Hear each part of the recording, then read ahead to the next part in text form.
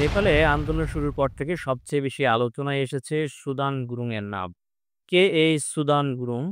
জানা যায় ১৯৮৭ সালের ১৯ জুন নেপালের কাঠমান্ডুতে জন্মগ্রহণ করেছিলেন তিনি। তিনি এই শহরেই বেড়ে ওঠেন। প্রাথমিক জীবনে তিনি ইভেন্ট ম্যানেজমেন্ট ও বিনোদন জগতে কাজ করেন। এই কাজের অভিজ্ঞতা তাকে মানুষকে একত্রিত করে বড় অনুষ্ঠান পরিচালনায় দক্ষ করে তোলে। বর্তমানে তার বয়স ৩৮ বছর। সুদান গুরুং হামি নেপাল নামে একটি স্বেচ্ছাসেবী সংগঠন চালান। মূলত ছাত্র যুবকদের দ্বারা পরিচালিত হয় এই সংগঠন। সংগঠনটি দীর্ঘদিন ধরেই নেপালের প্রান্তিক অঞ্চলগুলোতে শিক্ষার প্রসারে কাজ করছে। নেপালে ডিস্কো জকি বা ডিজে হিসেবে জনপ্রিয়তা অর্জন করেছিলেন সুদান। আমি নেপালের সভাপতি সুদান গুরং তৃণমূলের একজন নেতা। একসময় পার্টি আর নাইট লাইফ ইভেন্ট আয়োজনের জন্য পরিচিত। গুরুংয়ের যুবনেতা হয়ে ওঠাটা ছিল অপ্রত্যাশিত কিন্তু সচেতন সিদ্ধান্ত। তিনি ২০১৫ সালের ভূমিকম্পের পর যুবক নেতৃত্বাধীন এই এনজিও প্রতিষ্ঠা করেছিলেন। এই ভূমিকম্পে তার সন্তানের মৃত্যু হয়, যে কারণে তার জীবনের পথ বদলে যায়। সুদান গ্রুংয়ের এই প্রতিষ্ঠানের স্লোগান হলো for the people by the people.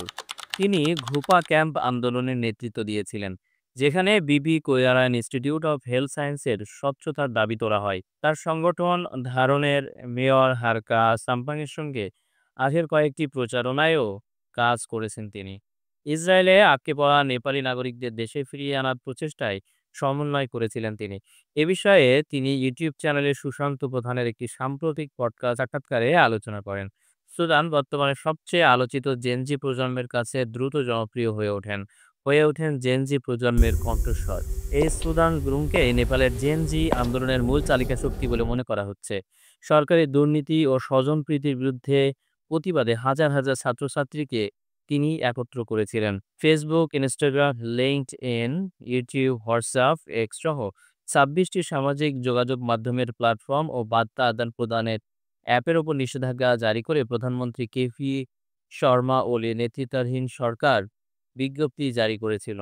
প্ল্যাটফর্মগুলো বন্ধ করে দেওয়ার আগেই ইনস্টাগ্রামে একটি পোস্ট করেছিলেন সুদান গ্রুং, যেখানে তিনি শিক্ষার্থীদের স্কুলে পোশাক পরে এবং বই হাতে এই মিছিলে যোগ দেওয়ার অনুরোধ করেন, যাতে এই বিক্ষোভ এক শান্তিপূর্ণ প্রতিরোধের প্রতীক হয়ে ওঠে।